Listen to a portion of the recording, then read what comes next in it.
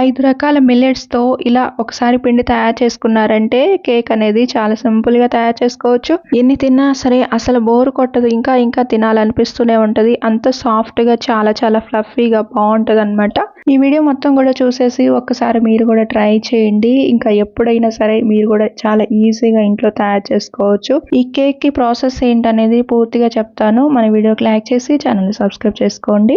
ఒక 3 కోడిగుడ్లు అయితే ఇలాగ ఒక గిన్నెలోకి తీసుకున్న తర్వాత వెనిలా ఎసెన్స్ కూడా ఒక 3 డ్రాప్స్ వేసుకొని బాగా బ్లెండ్ చేసుకోండి. ఇక్కడ చూపిస్తున్నట్టు ఈ ప్రాసెస్ లోకి వచ్చేంత వరకు కూడా బాగా స్మూత్ గా బ్లెండ్ చేసి పెట్టుకోండి. కోడిగుడ్లు తీసుకున్న అదే కప్పుతో ఒక 3/4 కప్పు వరకు అయితే పంచదార కూడా పౌడర్ చేసి తీసుకోండి. పంచదార పౌడర్ కూడా కొంచెం కొంచెంగా తీసుకుంటూ బాగా బ్లెండ్ చేసుకోండి 3 నుంచి 4 నిమిషాలు.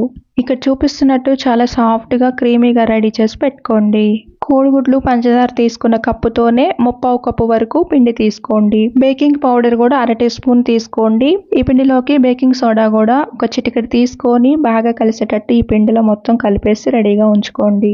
ఈ పిండిని కూడా దీంట్లోకి 3 సార్లుగా తీసుకుంటూ గంటెతోనే ఒక 3 నిమిషాల పాటు అయితే బాగా కలుపుకోండి.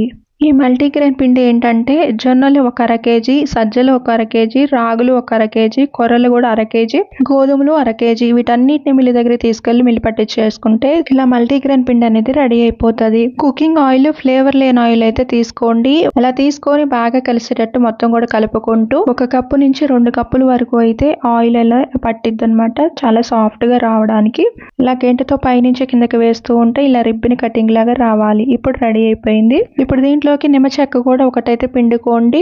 ఈ నిమ్మ చెక్క తీసుకోవటం వల్ల బాగా బబుల్స్ అనేది ఫామ్ అవుతుంది. కేక్ బేక్ అయ్యేటప్పుడు కూడా మంచిగా ఫ్లఫీగా వస్తుంది. ఇక్కడ చూడండి ఫైనల్ గా ఎలా బబుల్స్ అనేది ఫామ్ అయి ఉందో ఇలా అయితే మంచిగా రెడీ అయిపోయినట్టు. ఈ కేక్ బేక్ చేసుకోవడానికి మనమైతే గిన్నె అయితే యూజ్ చేస్తున్నాం. పొయ్యి మీద పెట్టుకొని 1 స్పూన్ వరకు అయితే ఆయిల్ తీసుకున్న తర్వాత ఆయిల్ అనేది అడుగున అప్లై చేసుకొని అప్పుడు ఈ కేక్ బ్యాటర్ అనేది వేసేసుకోండి. ఇలా ఈ గిన్నెని మనం పొయ్యి మీద పెట్టుకునే ముందే దీనికి ఒక ప్లేట్ వస్తుంది కదా, ఈ గిన్నెకి దాంట్లోనే ఇసుకన్నా లేదంటే కల్లుప్పైన ఈ రెండిట్లో ఏదో ఒకటి తీసుకొని ఆ ప్లేట్ లో ఫ్రీ హీట్ అయితే చేసుకోండి ఒక 10 నిమిషాలు. అలా చేసిన తర్వాత ఈ గిన్నెని ఆ ప్లేట్ పైన పెట్టేసుకొని మంట మీడియంలో పెట్టుకొని ఇంకా ఈ కేక్ ని 35 నుంచి 40 నిమిషాలలో ఇలా కేక్ అనేది చాలా సాఫ్ట్ గా రెడీ అయిపోయి ఉంటది. ఇంక ఇలా పీసెస్ గా కట్ చేసేసుకొని ఒక బాక్స్ లో పెట్టేసుకొని ఇంకా ఫ్రిడ్జ్ లో పెట్టుకున్నారంటే పిల్లలకైనా ఇంకా తినాలనిపించినప్పుడు పెద్దవాళ్ళైనా తినేయొచ్చు. ఈ పిండిలో కూడా 5 రకాలు కలిసినాయి కాబట్టి చాలా పోషకాలు ఉంటాయి. హెల్త్ కూడా చాలా మంచిది.